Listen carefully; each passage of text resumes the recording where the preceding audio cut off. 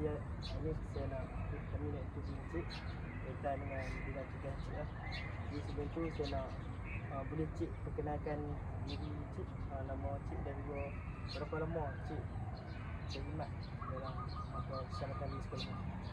Saya Alian Ismail. Tugas di sini lebih kurang dalam 3 tahun setengah dah di sini. 3 tahun setengah. Jadi boleh saya tahu berapa ramai bilangan pengawal keselamatan yang bertugas sekolah Di sekolah ni dia ada 2 sesi no. Yang 2 orang, malam 2 orang. 4 orang lah. Siang 2 malam 4 orang. Yang bermakna 4 orang, siang 2, malam 2. Siang 2 malam 2. Biasa.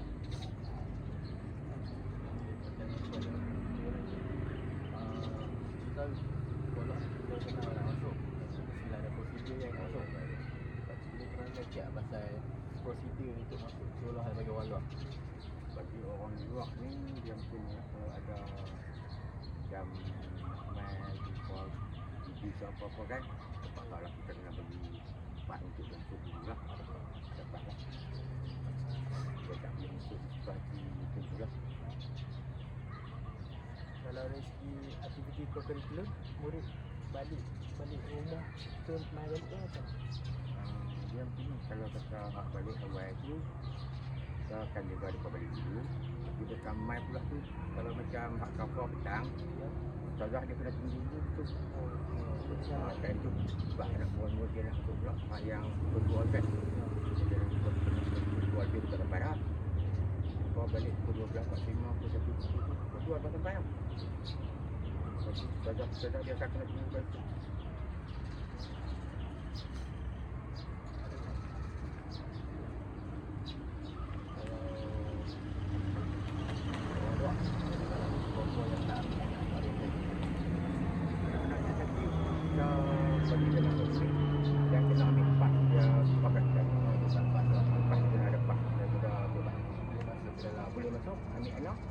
Kena ambil pas kat apa kani dalam bagi kat kita baru boleh ambil blok.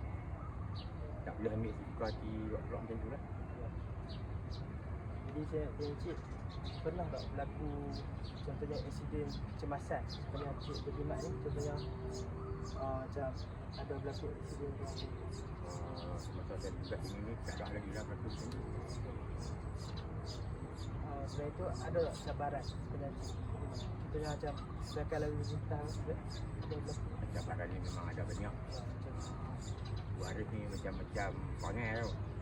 Dah cakap pun kadang-kadang dia buat tak tahu lah. Banyak yang macam tu. Tapi kita kena terima lah benda tu. Kan? cabaran dari segi waris lah. Waris je lah. Nak tanya pasal kolaborasi dengan pihak luar lah. Jadi saya dengar sekolah awak di sini, saya nampak ada pihak polis naik ke pondok kan. Nanti ada salah satu bentuk kolaborasi sekolah dengan pihak luar kan. Dia macam ni, polis kota ni dia ada buat pemantauan sekolah. Dia mai sini dia pun ada pas dia masuk mai sini dia kena scan juga di sini. Lepas tu kita kena bagi dia untuk buat rawatan. Dia kena buat report tu. Saja ada selain pihak polis tu ada je. Rela pun ada juga. Oh rela. Rela pun ada juga. Last kita tanya pasal sistem keselamatan tambahan lah. Ada tak sistem keselamatan tambahan lain kat sekolah ni? Sistem tambahan sekarang ni kita pakai scan untuk buat rawatan. Kita scan. Dia tak pakai kunci jam macam dulu lah. Dia pakai scan je. Masuk kami pun kena pakai scan. Orang kata sekali dengan muka sekali. Scan.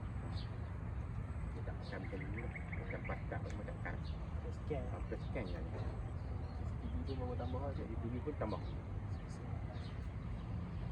Jadi saya nak tanya Cik, bagaimana kerjasama pihak pengawal dengan pihak pentadbiran sekolah? Contohnya ada perbincangan atau taklimat berkaitan dengan keselamatan.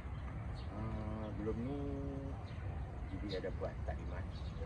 Macam macam lah. Kan dia bagi tahu lah semua bagian yang kita perlu dah dalam.